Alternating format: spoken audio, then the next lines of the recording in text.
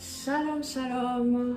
Je vous salue au nom de Jésus. C'est en son nom que je viens vous voir encore une fois dans l'émission Édifions-nous. Et c'est avec tout un plaisir que je suis là pour servir le Seigneur. Je suis là pour vous servir et je suis là pour parler de celui qui m'a sauvé et de la parole qu'il a mis en moi, afin que nous puissions partager et nous édifier au nom puissant de Jésus. Amen. Donc aujourd'hui, je viens parler d'un sujet qui m'a tenu à cœur, dans un sujet qui dit « Dieu se suffit ». Ah oui, Dieu se suffit, j'ai bien dit Dieu se suffit. Je parle d'un Dieu qui n'a besoin de personne et d'un Dieu qui est au-dessus de toutes choses. Et comme vous savez, j'aime bien commencer par la parole car au début était la parole et tout a été créé par la parole. Donc, commençons par la parole et allons commencer par le début du commencement même, en allant dans Genèse 1, versets 1 et 2, où la parole dit, donc au commencement, Dieu créa les cieux et la terre. La terre était informe et vide. Donc, ça continue. Donc, au commencement, Dieu créa les cieux et la terre. La terre était informe et vide. C'est à partir du vide, à partir du néant, à partir de rien du tout que Dieu a créé. Il n'avait pas besoin d'une brochure, d'un mode d'emploi ou de quoi que ce soit pour lui dire comment créer toute chose. Non, il a créé par lui-même et il a créé par le vide. Il n'y avait pas d'exemple, il n'y avait pas de modèle. Non, non, non, non, le vide. Et si on continue un peu plus loin, ça dit, la parole nous dit, Dieu dit, Dieu fait. Dieu dit que la lumière fut et la lumière, Dieu dit que la lumière soit et la lumière fut. Ça veut dire quoi? Il disait lui-même, il disait Dieu dit, il créait, il regardait, il était satisfait, il continuait à créer. Donc pour dire, il n'y avait pas d'avis, il n'avait pas besoin de dire, est-ce que regardez, est-ce que je dois le faire comme ça? Parce que nous sommes comme ça. Est-ce que je dois le faire comme ça? Est-ce que c'est comme ça que ça doit être? Non, non, non. Il le faisait par lui-même, il créait. Il se suffisait. Si on regarde dans Apocalypse, à la fin du livre saint, alléluia, dans Apocalypse 1, 8, 21, si je ne me trompe pas, 21, 6, ça dit, le Seigneur dit, je suis l'alpha, l'oméga, le début, le commencement. Alléluia. Dans 21, 6, ça dit, je suis celui qui était, celui qui est et celui qui sera. Ça veut dire qu'il était, il est et il sera. Contrairement à l'être humain, nous sommes nés d'un jour, nous allons vivre et nous allons mourir. Donc il y a un début, il y a le milieu, il y a la fin. Mais Dieu, il était avant et il sera après. Alléluia. C'est de ce Dieu-là dont je viens vous parler. Donc c'est de ce Dieu-là que qu'est-ce qu'il a besoin? Il a besoin que nous reconnaissons sa grandeur, nous reconnaissons sa puissance, nous reconnaissons son autonomie. Alléluia. Dans nos faiblesses, reconnaissons l'autonomie de Dieu. Dans nos désespoirs, reconnaissons l'autonomie de Dieu. C'est lui qui a créé la terre et toutes choses du néant. Celui qui a créé du vide peut ressusciter toute situation qui est morte dans notre vie. Situation des enfants, de couple, de finances. Il peut, mais seulement à celui qui se confie en lui, à celui qui le suit. Le seul problème que nous avons, nous les êtres humains, nous avons besoin que nous apportons Dieu dans nos problèmes. Nous apportions Dieu dans nos choix. Ça veut dire quoi? Aujourd'hui, j'ai besoin de ce travail. Je vais me genouiller et dire, Dieu, je veux ce travail. Ah non, non, non, Dieu ne fonctionne pas comme ça. Dieu ne fonctionne pas comme ça. C'est pas un Dieu qu'on déporte, qu'on prend comme bagage, qu'on prend comme sac à main et on le traîne partout où on veut aller. Non, c'est un Dieu qui veut être devant et que nous soyons derrière, car il sera notre lumière, il sera notre guide. Lui connaît le chemin, lui qui a créé toutes choses, il crée les chemins, il crée les sentiers. Donc il a besoin que nous fermons les yeux et que nous reconnaissons qu'il est le Dieu créateur, le Dieu qui pourvoit, le Dieu qui répare, le Dieu qui ressuscite, le Dieu du créateur du vide. Il a besoin que même dans le vide, même dans les ténèbres, lui-même il crée le chemin et que nous soyons derrière pour le suivre. Et que ce ne soit pas notre volonté qui dirige le Seigneur, mais que ce soit le Seigneur qui nous dirige par sa volonté. Alléluia. Donc, arrêtons d'apporter Dieu comme s'il est déplaçable. Alléluia. Comme on le déplace dans nos enfants, on le déplace dans nos travails, on le déplace. Non, non. Dieu, chaque jour, il nous donne un souffle. Il demande, reconnaissez que je suis Dieu. Reconnaissez que je suis le Créateur et suivez-moi.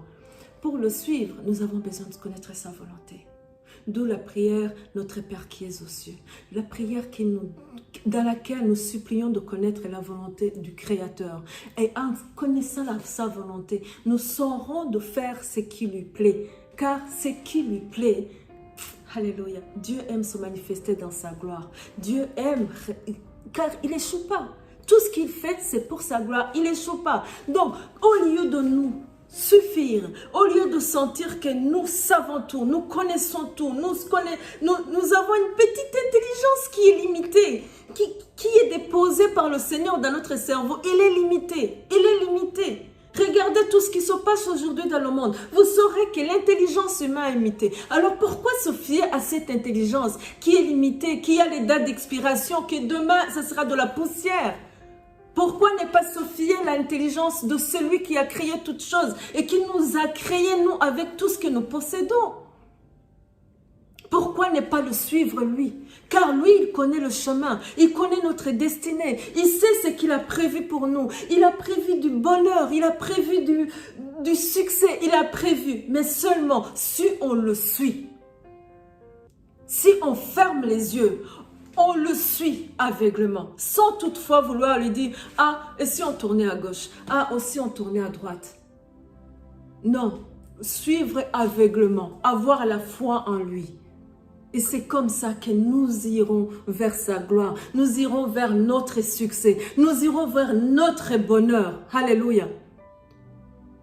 Car Dieu n'a pas créé tout homme sur terre pour un échec ou pour des larmes. Non, nous les cherchons nous-mêmes car nous nous écartons du chemin. Et chaque fois que nous nous écartons du chemin de Dieu, car quand il nous précède, il a plané les sentiers, il a plané les problèmes, il a plané tout ce qui peut nous faire tomber. Il marche, les cailloux, il les a planis, les épines, il les a planis. Toutes ces choses-là qui peuvent nous faire mal, toutes ces choses qui peuvent, la pauvreté, la souffrance, toutes ces choses qui peuvent, il passe devant, il les a planis pour que nous puissions traverser. Mais si nous voulons, ah, je vais aller voir là-bas, je vais aller voir. Non, nous écartons de ce chemin qui est tellement aplani et préparé pour nous. Alors nous tombons dans des cailloux, dans des trous, dans des épines. Et c'est comme ça que nous sommes dans les larmes. C'est comme ça que nous sommes à la merci. À la merci de qui? De celui qui nous déteste. Car, alléluia, c'est lui qui veut voler notre destinée. C'est comme ça que nous nous retrouvons. C'est comme ça que nous sommes un mouton perdu loin de son berger. Et là, le loup vient voler. L'ennemi peut venir vers vous, vous inspirer.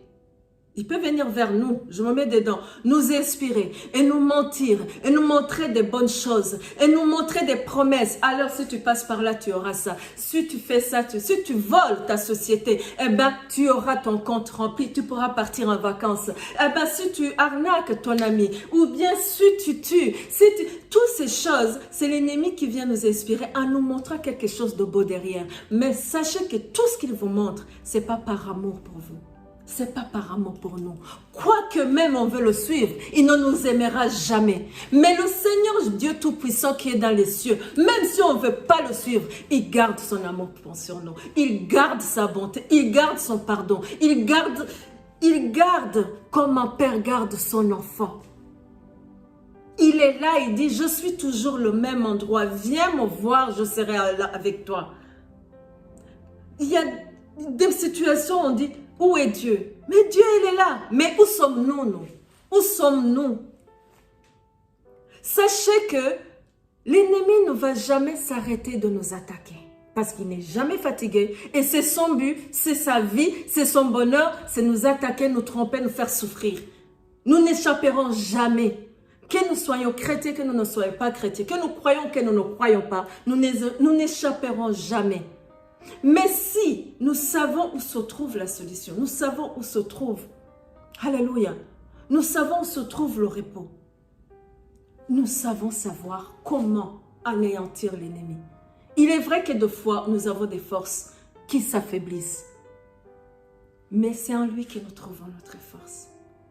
Lui qui a envoyé son Fils unique, afin qu'il meure pour nous sauver. Car il voyait que nous étions des incrédules. Il voyait que nous étions des inobéissants. Il nous a envoyé son fils pour qu'il nous sauve. En suivant son fils est venu, il a pris chair, il a vécu comme nous. Après, il est monté au ciel, il a dit, je vous laisse le Saint-Esprit. Alléluia. Et ce Saint-Esprit, il est là pour nous discerner, pour nous montrer, pour nous guider, afin que nous puissions savoir que veut Dieu. Où le suivre, où savoir, qu'est-ce qu'il me veut. Alléluia.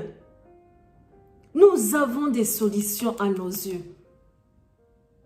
Je ne peux pas mentir, moi-même il y a des fois où la chair est faible, surtout par les enfants, où je sens qu'il y a une attaque. Mais quand je sais que je reçois tous les armes du ciel, je me lève comme Goliath, Alléluia, comme David vers Goliath. Quand il a vu Goliath devant lui, il n'a pas fui ou il ne s'est pas assis en disant, ah j'attends qu'il m'attaque. En s'attendant à l'échec, il a vu que le problème était devant, il a foncé vers le problème, il est allé attaquer le problème. Et nous, quand nous voyons le problème qui est devant, nous commençons à pleurer, à rester, oh Dieu, secours-moi.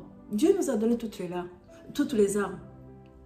Qu'est-ce qu'il dit? Lève-toi et bats-toi, car celui qui est en toi est plus fort que celui que tu vas te battre. Je l'ai vaincu, mais lève-toi et bats-toi, je suis avec toi. C'est ça que Dieu veut. C'est ça la force qui nous rappelle chaque fois. C'est le Dieu Tout-Puissant, le Dieu qui se suffit. Il n'a pas besoin de nous, mais nous avons besoin de lui. Ces gens-là qui disent, ah, Dieu a besoin de moi, Dieu va m'utiliser. Non. Dieu n'a besoin de personne. Nous avons besoin de Dieu. Nous avons besoin de sa force. Nous avons besoin de sa lumière. Nous avons besoin de sa main. Nous avons besoin de lui. Nous sommes des êtres humains. Nous ne pouvons pas vivre sans manger. Nous ne pouvons pas vivre sans boire. Nous avons besoin de souffle. Nous avons besoin... Mais Dieu n'a besoin de rien de tout ça. Dieu n'a besoin de rien. Il était, il est, il sera. Il n'a besoin de rien. Donc, sachant que c'est nous qui avons besoin de Dieu. Et il est accessible. Eh bien, c'était le message que j'avais au cœur aujourd'hui. J'ai envie de dire, Dieu est accessible. Arrêtez de souffrir. Arrêtez de vous fatiguer. Arrêtez.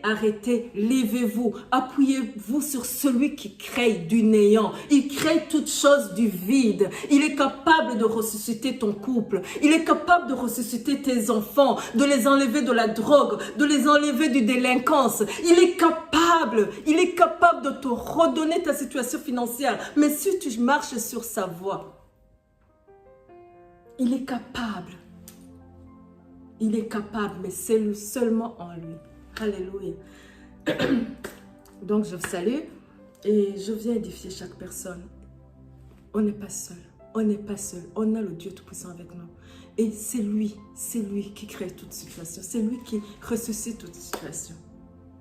Donc, que le Seigneur Tout-Puissant, celui le Créateur de toutes choses, soit avec vous, vous édifie, vous garde et vous protège. Au nom puissant de Jésus, je vous aime. Amen. Votre sœur Freda.